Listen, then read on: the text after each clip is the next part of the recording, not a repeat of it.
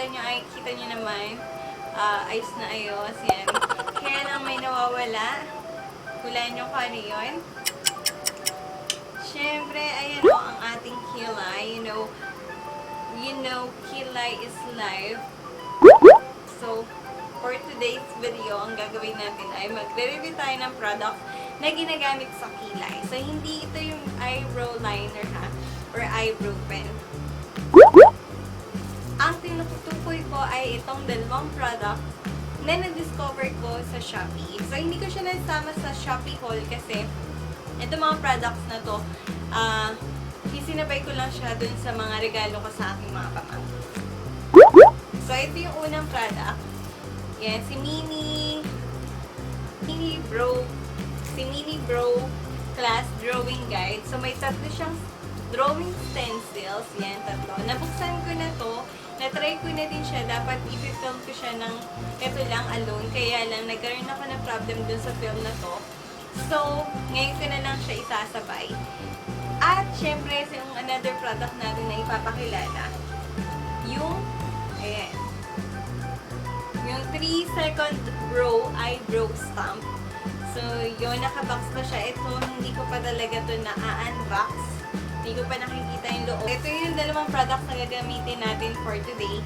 Ito rin yung products na i-review natin and at the same time, ito din yung products na gagamitin natin PangKilay natin. Kung gusto nyo malaman kung okay ba itong mga products na ito, kung madali ba siyang gamitin or not, kung effective ba siya or not, let's all find out. So, just keep on watching. Ang una nating product na itatry, ito yung super excited ako kasi for 3 seconds, magagawa mo na agad yung kilay.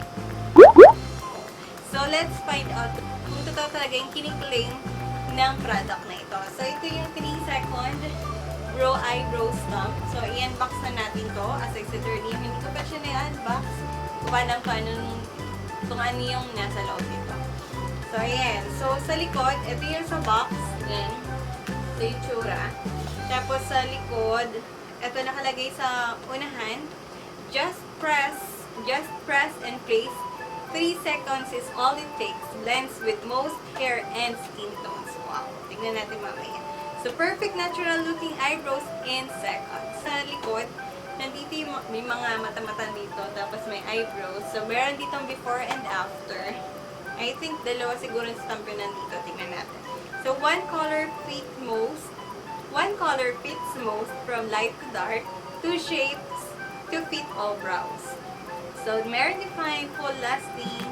Tapos, nandito yung directions kung paano mo siya gagawin. So, meron press, place, and perfection. So, yan. Gently place stamp into the brow powder. So may kasama na pala itong powder. Stamp on top of your eyebrow. Enjoy full symmetrically shaped brows all day. So, yun. So, buksan na natin to.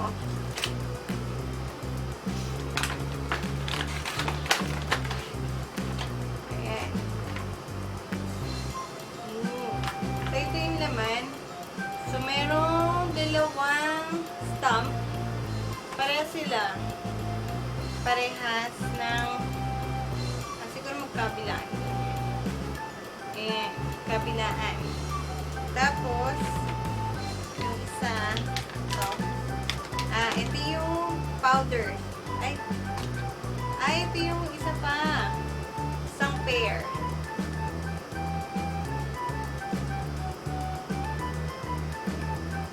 Yan. Tapos, ito yung powder. 3-second brow. So, open natin. Ganito yung tsura niya. May salamin. Tapos, sponge. Tapos, ito yung kulay nung ito yung color na pang-stampan natin. Stamp powder. Ito yung stamp powder. Yan. So, excited na akong gamitin to. Start na tayo. Siyempre, kailangan muna natin ayusin yung ating kilay. Gamit tayo ng spoolie. Ayusin muna natin yung ating kilay.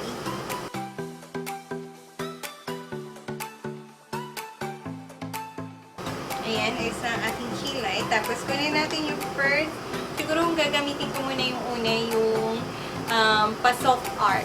Yung walang arka-arka na gano'n. Soft lang, soft. Up-around, ganyan. So, alamin nyo muna kung saan yung kilay na, kung saan nyo i-stamp. Kasi, isang pair siya. So, syempre, ganyan sa akin. Ayan. So, umpisahan na natin. This is it, pansit. Stamp na natin, stamp. So, tingnan natin kung wala pa. Stamp, stamp.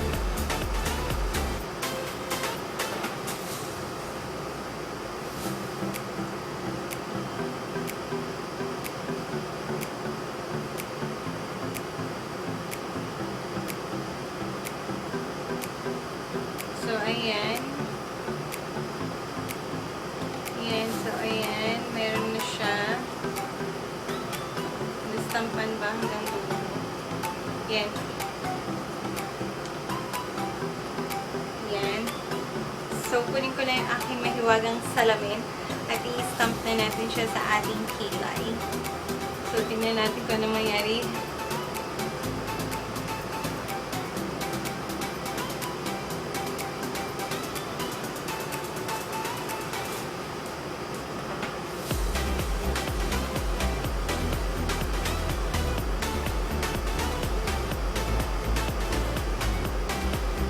Pak.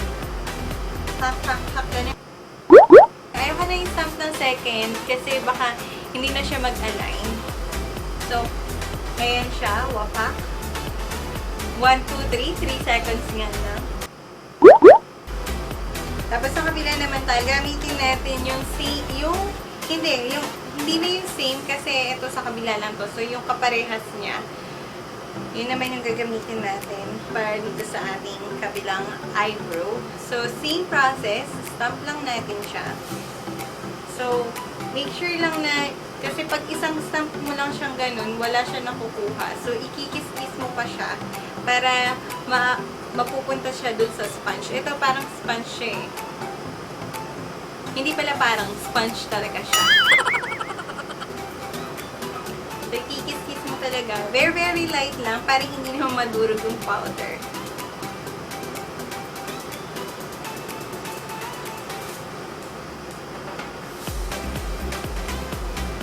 So, ayan. Ito na yung second. So, lalagay natin siya dito. So, kailangan ko rin ng aking mahiwagang salamin. Salamin.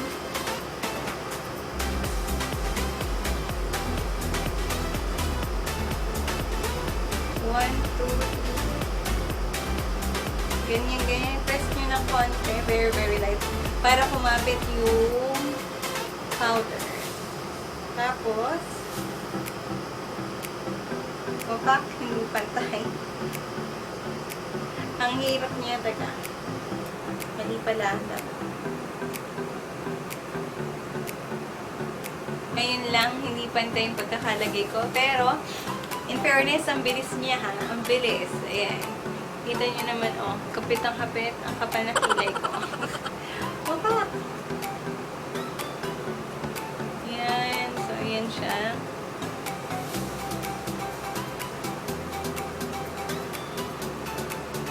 Ayan. So, bahala na kayong magpantay nun. So, try naman natin yung isang stamp. Kailangan kong burangin yung aking kilay sa pamamagitan ng aking wipes. So, kukuhanin ko muna yung wipes ko. I'll be right back. So, ito na yung aking mahiwagang wipes. Wipe na natin. Tingnan natin baka mamaya. Ano na pala ito, no? Permanent na. Hindi na matanggal.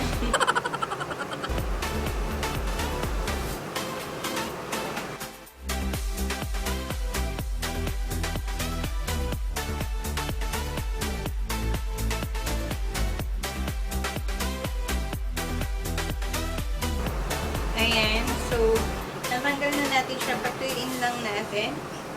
Ayan. And then, syempre, kailangan muna natin i-brush ulit yung ating eyebrow. Kailangan natin supply yan. Supply.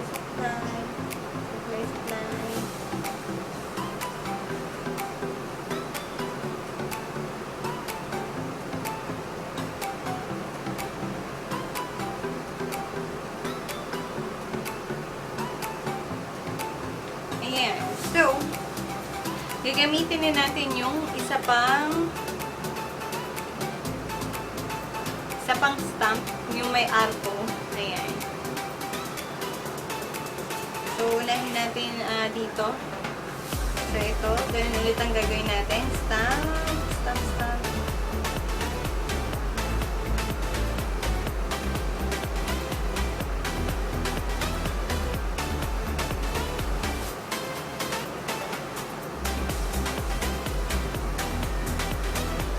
Ayan. So, mayroon na siya.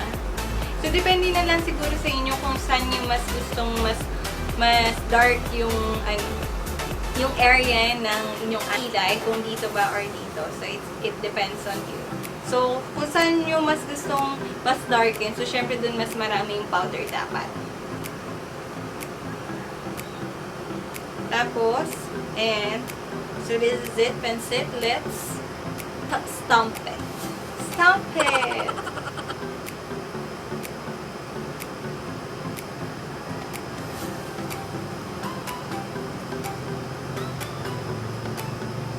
Press.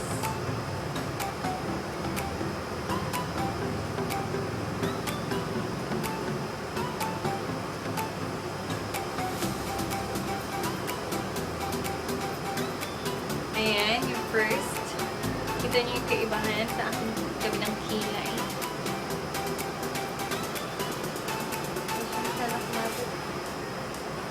Ayan.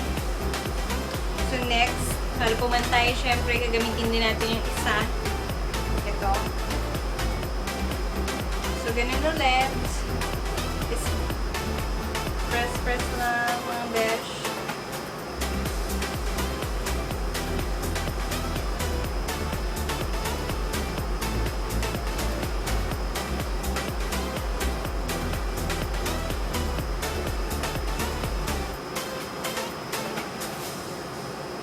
Ayan.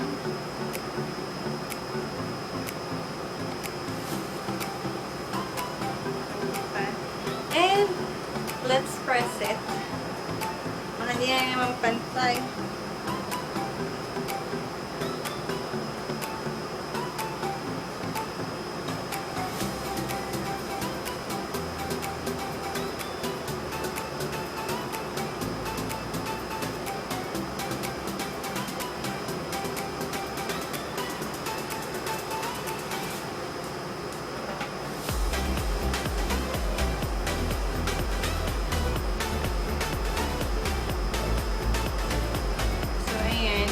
Hindi ko alam kung bakit di ako pantay magbaga.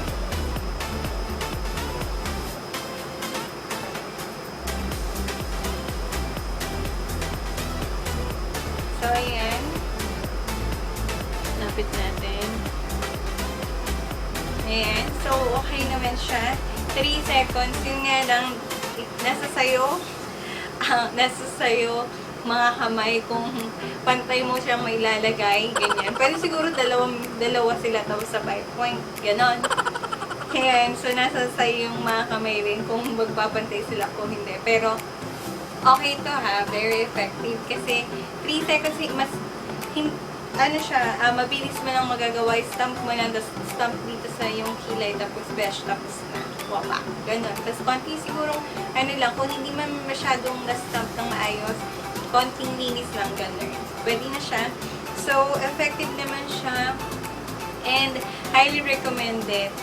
Kasi yung powder din niya, hindi naman siya yung super powdery, hindi na siya yung super thick. So, okay na okay naman siya. Tapos, yung mga stencils niya, itong mga stamp niya, since sponge siya, so, pwede mo siyang malabahan, matanggal yung, pwede mo siyang labahan, pwede mong tanggalin yung powder. Yan. For sanitary purposes na rin, di ba? Yun. Tapos, kung meron ka namang ibang powder na pwede mong gamitin, pero dito, kung meron ka naman nun, syempre na ibang kulay, so pwede mo rin gamitin yun, pwede mong gamitin itong stamp para doon. So, yun. So, tapos na tayo dito sa 3-second row, and it's a thumbs up for me. Next naman natin ay itong mini brow class. Ayan.